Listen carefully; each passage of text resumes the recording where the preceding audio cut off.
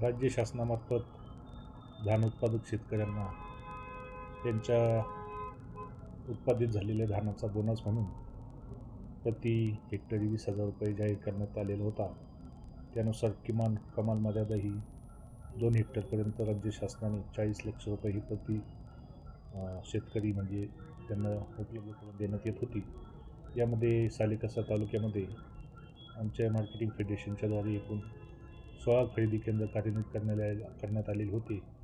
त्यामधून 13 खरेदी केंद्रामध्ये अकृषक जमिनी, सरकारी जमिनी किंवा वारसा हक्काच्या जमिनी किंवा एका शेतकऱ्याला कमी जमीन असली तर त्यांनी शासन जर 5 एकरपर्यंत मर्यादित लाभ देत आहे म्हणून अजून त्याची दुसऱ्याची जमीन स्वतःच्या नावावर खतवणे या बाबी तपासणी दरम्यान आढळून आल्या।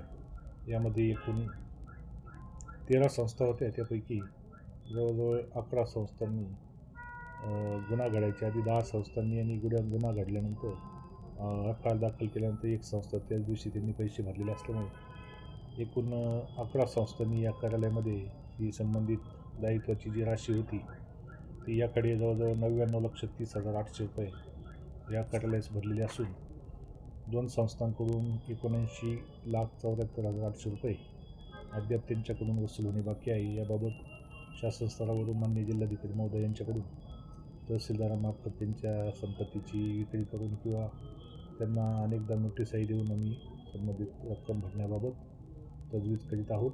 अन्यथा त्यांच्या मालमत्तेतून संबंधित दायित्वाची रक्कम ही वसूल करण्यात येणार आहे।